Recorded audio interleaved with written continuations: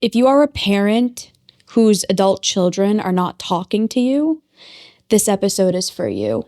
If you are the child who is not talking to your parent, this is also for you, because this might be what you needed to hear. And if you're that estranged parent right now, you're going to want to understand some of the most basic things that we need to know about estrangement in the 21st century.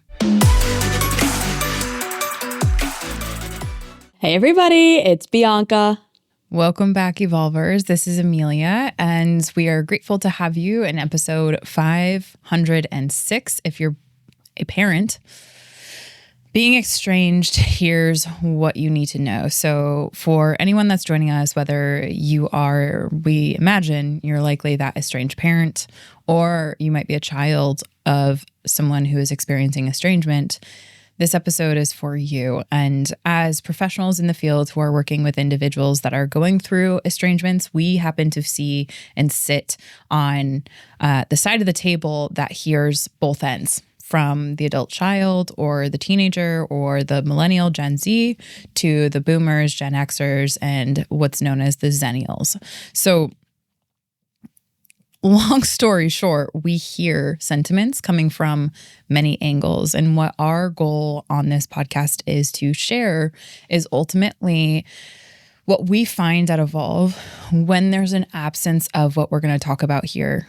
Ultimately, it kind of just breaks down the spine of not only connection, but I would say community, belonging. And if we let that ripple effect into our day-to-day, it can really turn into some really unhelpful patterns in our life that can then lead to a downfall in things like chronic depression, anxiety, and all sorts of other mental ailments that we can fall into. And that really sucks. And I just want to name that. So Bianca, where I kind of wanted to share this coming from. So I am fortunate enough to have a lot of exposure to, like I said, a lot of different generations. Mm-hmm. And so I'll hear a little bit about their life and about their community systems and kind of the engagements that they have. And one of the boomer generations that I was working with a couple weeks ago, this person was talking to me about like their community system. And they were saying, kind of reciting all the different people that I've heard about in their life over the last couple of years that we had been working together. And I had heard one family to another family, there's more and more estrangement that's happening in the family. He was saying, this one of their daughters is not talking to them and they've been estranged for, 3 years now. It's really sad. And that's really like the sentiment that I keep hearing from the side of the boomers. And that's really sad, is the presenting primary emotion. And then the secondary is a lot of confusion. They don't understand it. I feel really bad. Now these are friends of theirs. I don't really know what to do, because they're kind of in this position where they want to talk to their daughter, they want to connect with their daughter, but they feel incapable of doing so. And the daughter has essentially shut them out and stopped communication. So this is something that I'm actually starting to hear more people be vulnerable about, and recognizing actually the level of statistical prevalence I think is important for anyone that is going through this. And I want to talk about it and open up those seas of communications, because I have more and more people asking me questions about this. And with that sadness and confusion, I'm recognizing there's a huge gap and a huge necessity for what to do when you are experiencing estrangement from the person that's kind of feeling like you're getting pushed out, to the other individual, and how to handle and navigate that in a way that's in alignment. So I think we need to kind of talk about not only the prevalence, but like, why does this happen? So that if you're being estranged, you have the basics on what you need to know in order to approach this in a way that is, I think, long-term offers the most net positive benefits. And I know that sounds weird talking about estrangement and benefits, but the reality of the fact is, when people are estranged, that has an implication on our nervous systems. Because when we have, and what is estrangement? I think we need to start with a shared definition. I think that would help you. Okay. So estrangement ultimately, right? It's this aspect of when you have a sense of closeness in a relationship. So in this context, we're going to talk about family estrangement. Friendship estrangement is a whole nother subject. That's a whole nother conversation. But when estrangement happens, so essentially you have a close connection that was shared at one point, and through time, through either explicit communication or implicit, what's called drifting, you've grown apart. But it's grown apart that is to some degree intentional. There's boundaries that essentially keep you at bay or push you out further out in that what was once an intimate connection further out, right? And so that can look like establishing of boundaries, that can look like a shutdown of communications, that can look like a not talking to one another, that can look like, quite literally zero communications. So it can be all over the spectrum on zero communications and not seeing each other, not connecting with one another whatsoever, to very little trickle, like once every couple of years. So I kind of want to put estrangement on the spectrum of frequency of communications, intimacy of communication, and intensity. So that's kind of the spectrum that we're talking about. Okay. So if you are an estranged person from another family member or someone that you care about, that means at one point you two shared a deep, intimate connection that no longer is happening for one reason or another. You might not know the reason. And that's usually why the sadness presents. And that's usually why the confusion presents in that, because there's nothing worse than not knowing why a connection that you used to have at one point that was close is now super distant and feels unreachable, untouchable. So that's estrangement in a nutshell. Bianca, anything to add on that? I have questions I want to ask you, but I'm going to do it after you talk about some of the stats. Okay. So let's talk about the statistics that are here. So in the United States, and I'm going to use the United States as a sample set, and I think it's actually quite interesting when you look at the global statistics on this, but I'm not going to go global just for right now. I'm going to just focus on the US because the 80% of our listeners, if not 90% at this point, are in the United States. So we're going to speak to those. So 38% of US adults, this is based on 2025 to 2026 studies, 38% of US adults are estranged.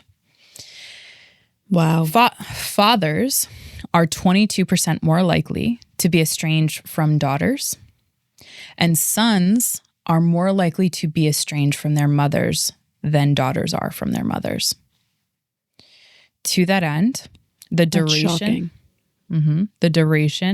of estrangement, when we look at the category of fathers, this breaks my heart to say and to see these numbers, 7.9 years for fathers. For daughters, 3.8 years. 1 in 5 cite politics and toxic environments as the reason for estrangement. And the primary individuals who make up those who are the estrangers, meaning those who are pushing away the connection that once was quote unquote close, are the Generation Z and millennials. So that very much tracks with what I'm hearing right now. I have a lot of Gen Zs and millennials who are now coming to evolve, working through the grief, the three emotions that present around this, like I said, is sadness and confusion on the person who's being estranged. But deep down, if you were to pull down the curtain, on both ends, the person who's estranged and the person who is being estranged, there's 3 emotions that happen inside both people. The first one is grief, the second is shame, and the third is anxiety. Why? That tracks. Yeah. Why? Because when you have a break in communication and there's this desire to connect, but for whatever reason you feel like it's not safe, you feel unheard, unseen, you feel like there's maybe no respect, there's not a sharing of core values or respect for different belief systems, etc. And there's no way in which you can continue the channel of connection. At least that's what it feels like, and that's what's cited. Grief, there's an intense connectivity grieving process that is really tricky to not only just go through the process in the stages of grief, but to mourn that with other people that have their own lens on estrangement and don't normalize that or say, oh, you shouldn't do that, like XYZ, right? It makes grief extra hard to go through because not a ton of people will relate to you or can relate to you. And more often than not, statistically speaking, most people do not know how to cope with this type of grief effectively. So there's a lot of projection going on how you should. And it's not as adaptive as ultimately what when we look at the emotional experience of human beings going through estrangement has, what is done in therapy is incredibly important. And it's not just, let me talk to a friend about this. So the shame comes from, I am wrong for doing this.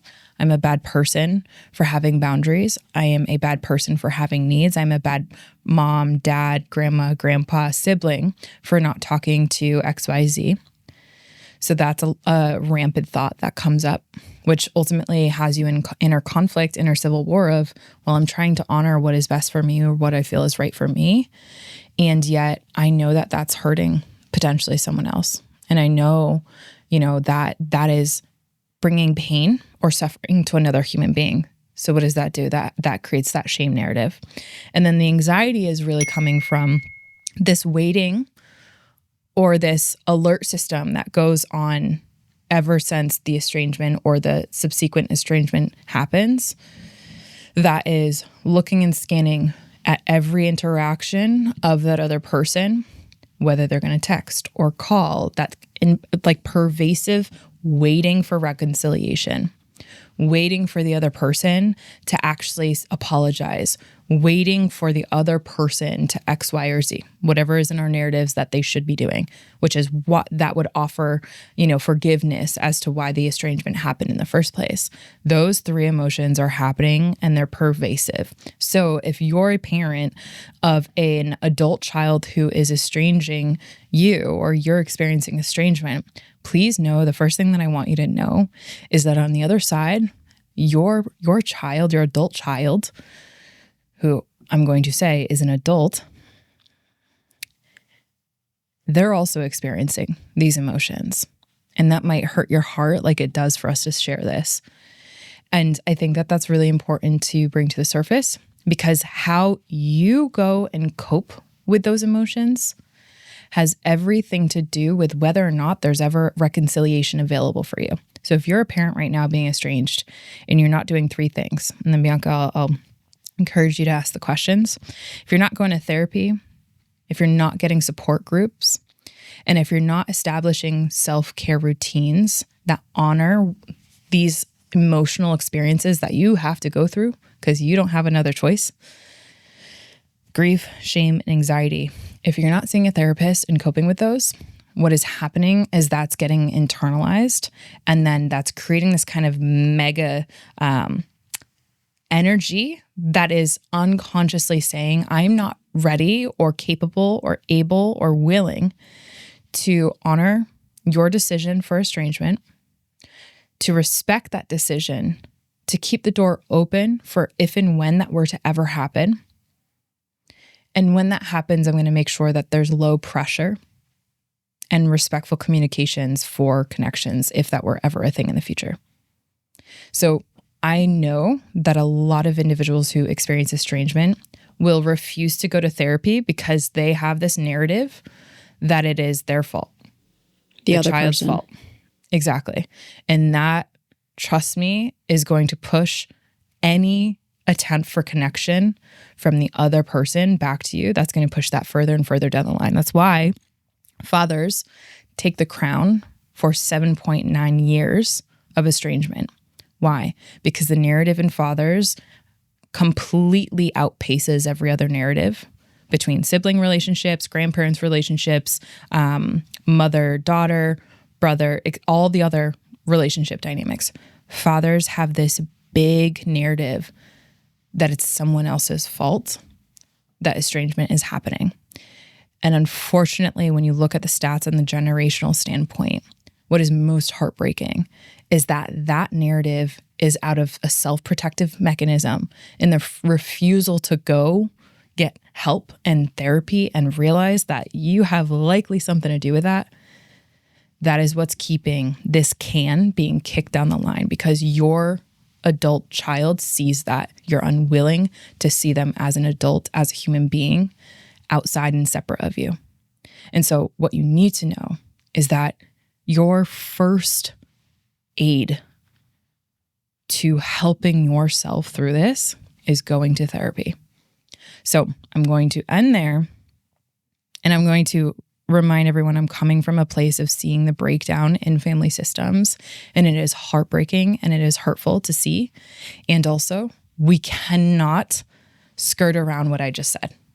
We cannot expect connection to happen when they're at the fundamental belief systems, families whose fathers, mothers, brothers, sisters are saying, I have nothing to do with it. It's all them, pointing outward instead of looking in the mirror and saying, hey, I need to cope with this. I need to understand what grief, shame, and anxiety I have underneath this. And I need to understand what role am I or have I likely contributed to this. Hey everybody, my name is Isaac and I have been a part of Evolve for a little over a year now. My experience with Evolve has been nothing short of phenomenal, and the community, the Evolve Ventures Society, is just a group of people who are all like-minded and growth-oriented, and you can ask questions and get support from anyone, and it's a really private group and you can share and be open, and that's what I really love about it. Emilia and Bianca have been nothing short of phenomenal, honestly. The amount they care about their team members and their mental well-being and their mental health and improving everyone's self-awareness in terms of being growth-minded and growing to where you want to be. I could not have asked for a better place to be at right now in this point in my life. And yeah, have a great rest of your year ahead and keep evolving, everybody. Going to therapy is fundamentally critical. We say this every session. I'm going to say it again. It's not just going to therapy. It's going to good therapy with a therapist who's going to recognize what's actually going on and then be able to acknowledge your role in it and not just validate you of, oh my God, yeah, your kid is so bad. They should have, everything you did for them and whatever the case may be. Therapy has been so helpful for so many people. And I'm going to say this, it's not going to sound nice. It's also made a lot of people victims and has perpetuated a victim mindset in so many people, because the therapists that they are going to are perpetuating these narratives that the world is against you and there's nothing you can do, and poor you, and just validating you rather than actually helping you to create meaningful change and meaningful belief change that then leads to behavior change. Emilia, with the topic of estrangement and with all of this that's been going on, I've seen a lot of content coming out on different platforms, talking to the parent, talking to the person who's doing the estranging, every narrative, every angle, basically saying, no, it's the parent's fault. No, it's the child's fault. No, this, it's just this generation is soft. This generation can't deal with anything. Oh, the parents just blah, blah, blah, blah, blah. There's a lot of different ideas, beliefs, perspectives, so on and so forth. There's also a lot of narratives going out that estrangement is now a new thing and that this never happened in the past. The question that I have for you is, are we actually seeing an uptick in estrangement? And if so, why? Is it actually because, and I think it's a little bit of both, and that's my hypothesis, but is it that this generation actually is weaker, softer, less emotionally gritty and quote unquote hard and capable of handling conflict, and they're, causing problems where there aren't any? Or is it that, we have more awareness and understanding now, and we're making different decisions based on that? Or something else? What else could it be? But those are the two that I have primarily seen. Right. Okay. So when we see, and I really appreciate this question because I do know that more Gen Xers and boomers are getting online on Instagram, on Facebook, on TikTok, and social media. And so a lot of the online adoption and use of multiple generations never has happened in history before. Like never has there ever been more generations online consuming content in history before. Why? Because that wasn't available. So why does that matter? There's a couple of things, and I'm with you in a general sense that it is both. But I think that that's important to recognize. I also know that every single platform where these generations are online is a platform that has algorithms designed to keep them watching. So increasing the user attention and time on that platform. So based on that algorithm is going to create this confirmation bias on what the quote unquote user is voting for and the amount of likes, time spent scrolling versus time spent on a specific post or story. And essentially all those metrics are being calculated to say, push more of this content. Why does that matter? Because it's creating this huge bubble of confirmation bias. So if you unconsciously are the person who believes that it's all the parent's fault and they are the most toxic person, and that's why you are estranging them, all of the content on your social media feed is going to push that narrative back to you. And it becomes this reinforcing belief system. If you're the parent that believes same thing, that it's the child and they're just super soft it's just this generation, they don't know how to handle it, right? That classic latchkey generation X, where they came home, they didn't have anyone to rely on in their upbringing. That's taking into the historical context of the fact that that gritty, quote unquote, inability to be empathetic and to recognize your boundaries and to establish your own needs. It didn't matter because you would come home and your both parents were working. So you didn't have the quote unquote luxury in a way that younger generations maybe have the luxury of being able to emotionally connect with one another. And so if you're thinking that these younger generations are too soft or this or that, right? That's your belief system. And you're going to spend more time, energy, and attention in liking and keeping on a specific post that reinforces your belief system. Quite literally, that's the cognitive biases just reinforcing belief system. And the products that you're consuming content on are going to reinforce that. So likely even if you are an estranged parent, you're going to stay on this more because your belief systems are quite literally right now looking for the evidence that supports your belief system. Whether it means that it is your child's fault because they're too soft, or whether that means something else. If you're the estranged child, you're looking unconsciously, your brain is looking for content and stuff to validate that. And that's why I'm so grateful for this question, because quite literally, we are calling out the fact that our belief systems are just pushing forward focal points and therapists probably even, and people who are going to support this narrative that keeps their belief systems chugging along as they are. So no, it's not necessarily that this generation is softer, and no, that it's not necessarily that older generation is more toxic. We have to take into account how this narrative continues to get pushed. We have to take into a context the bigger historical experiences of each generation. And then most importantly, from my perspective, we need to kind of zoom out of that, because any sort of pointing forward, it's their fault, I believe is the best indicator to where your psychological immune system is refusing to take accountability because it's uncomfortable and it goes against your belief systems of what your protective parts want to believe about the situation that you are uncomfortable with.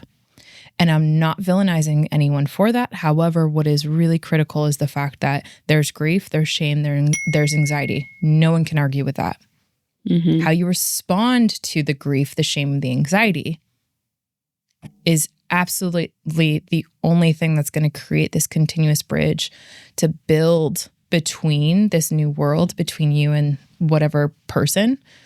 Or you are literally, if you're pointing outwards, you're literally breaking down the bricks that could build that future connection. So it's a mix of both, and there are other elements, but that's where I'm going to stop. Yeah.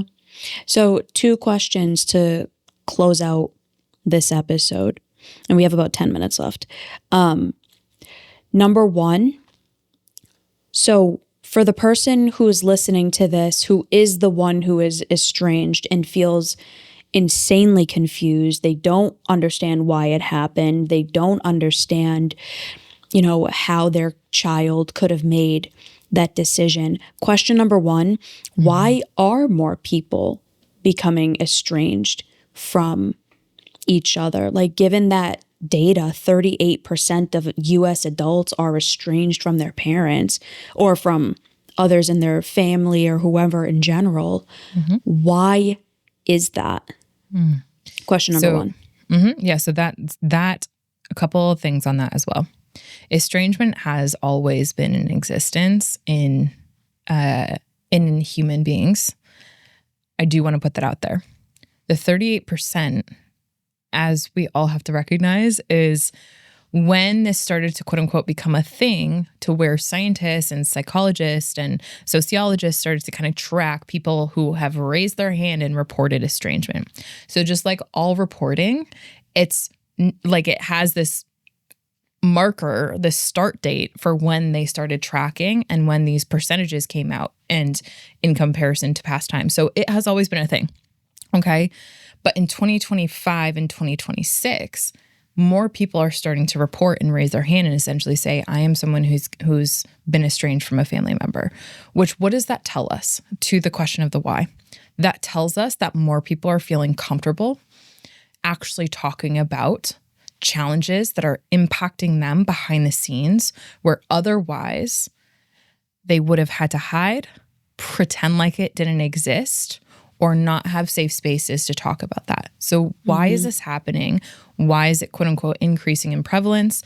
I would encourage us to change the question of what is it that is allowing us to talk about estrangement and not normalize it, but normalize the process of being able to self-report, normalize the process of going to therapy to process grief, shame, and anxiety. What is that? I think that is the better question. And I want to address the why is this happening from a little bit of 2 angles. So what is making that possible is more access to mental health resources. There is an increasing wave of an acknowledgement of what happens emotionally, psychologically, and mentally is actually just as important and worthy of our focus and attention and concern because of the health implications as it is breaking a leg and needing to go get a doctor's visit. So that's a really critical component that is influencing all of this data. And why is it happening, quote unquote, more? Why does it happen, period? One of the biggest concerns that I have on why it is happening is because of the fact that most people are spending more of their time on, let's just say, skills that are not helping us repair relationships or acknowledge our needs, understand our boundaries, and or when that happens, you have this merging of one generation. So for example, millennials and Gen Xers have more literacy to their emotions than any other generation. And with Gen that X or Gen Z?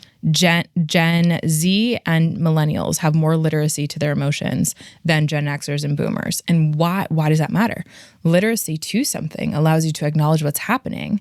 And that's like literally talking different languages. You're speaking different languages. If you know how to address, this was really not okay. If you know the difference between a boundary and a belief system, If you know the differences and nuances, and you can't talk to your parent about that because it goes way over their head because of their experiences, they sweep everything underneath a rug because that's what they were taught to do. You have this huge missing of each other. And so that is creating this bigger gap and the lack of ability to actually have language and communicate. And so what people who are estranged need to know is increasing your literacy around this, rupture, repair skills, a lot of the things that we talk about and educate at Evolve. Those skills are going to help you understand not only what the lingo is and why it's happening, but help you in a way kind of get closure and decipher why it is happening in the first place. But here's the thing. I will say you might not ever know. You might not ever know why it happened. You might not ever have deserve to understand why it's happening. But for you to remain curious, respectful, and low pressure on communications when they do happen is your responsibility if you want that relationship.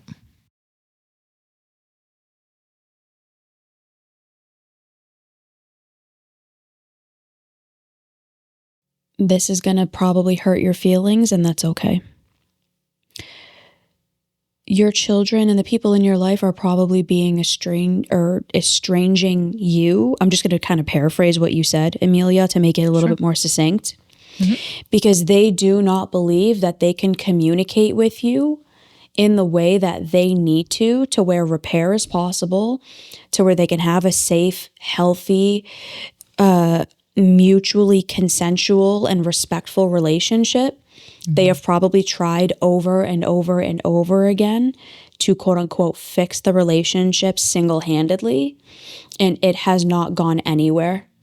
And you can only do a behavior so many times with no outcome before you finally stop and give up. Yeah. I know it's probably hard to hear, but they probably have tried multiple times. And to be fair, it's not on the child, even if they're an adult, to make the repair. It's on you because you were the adult. When they were children, you were the adult. When they were adolescents, you were the adult. Even in their early 20s, you were the adult. You were the parent. And if there is a rupture there, and it is due to what we're talking about,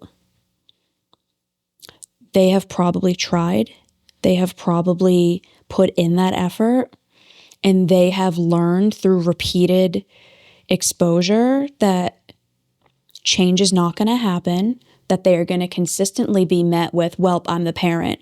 Well, you're the child. Well, you do as I say, and I'm too old to change, and so on and so forth, which has led them to giving up. Yeah. Yep. So, Emilia, as we wrap up, what should parents do? So you kind of already said a few things. Number one, have the courage to go to therapy and to acknowledge that you probably do have a role in this, even though it's hard to admit. Yep. Number two, increase your emotional literacy. What else? And be mindful of the algorithms that you're viewing that are allowing you to further your confirmation bias. Is there anything else in there that they can and it would benefit them to do? Yeah, I think that I mentioned earlier, support groups are really important. And I'm going to add a qualifier on there. If you go into a support group where the conversation is, oh, it's sad, and villainizes the situation rather than gets curious and talks about like, ooh, that's really hard, and then can talk about it, like go beyond just one layer, like that's a support group that's actually going to help you navigate and cope through it. Not a support group, again, that's just going to validate the experience and let that go, right? Support groups that actually help you grow is the most important thing. Self-care routines are critical because you are navigating some really difficult emotions, despite what your narratives might want to tell you. So when it comes to the actual estrangement to that person, you need to uphold respect. And I don't care if they are your child and you believe that you don't need to give them respect. They are a human being outside of you. And I know you might have brought them into this world, but it is your responsibility to make sure that you treat them with the most respect. as someone who decided to do that. Okay? Treat them with respect. Number 2, keep the door open. They might not ever come around. They might not ever feel safe with you again. And that is fucking heartbreaking. And if they do you have that door open? Or do you have so many emotions that you've not coped with to where you let your protective parts close that door of communication, close that completely out because you can't handle uncomfortable things? The third thing is whenever there is openness to connection, if that's something that you have earned, keep it low pressure and maintain respectful communication. Meaning if they have boundaries and they've communicated them, it would behoove you to read a book on what boundaries are and how to respect other people's boundaries, right? And those are literally things that you can take, practice, repeat, and help you navigate through this, because this is going to suck. And thinking otherwise is just illusion. And we have seen it. We have clients that come to us and they're like, damn, this sucks. I don't want to do that. It's like, yeah, I see you. But do you want that relationship? Do you want that potential back to have closeness? It might not ever look the same, but do you want that? The answer is yeah. So like anything that you want, you have to work for it. You have to earn it. To some extent, there needs to be inputs on your side that help develop and acquire new skills. And we all, as human beings, need to retool. That is why we need to evolve, because the way in which relationships work now, while there are some fundamental principles that will maintain through the tales of time, there are very critical components that are evolving, and we can either evolve with the times or get left behind. And that's just a reality. So that's up to you. So that's 100%. What I would close with. Well said. Our episode suggestion for this episode is 484, avoiding the truth doesn't make it not real. And as always, thank you, Evolvers, for keeping up with us. I know this was a tough one, but it's an important episode. And thank you, as always, for your interest in the science of holistic mental health and well-being. We are so grateful that you're with us. Keep evolving, everyone. Bye, everybody.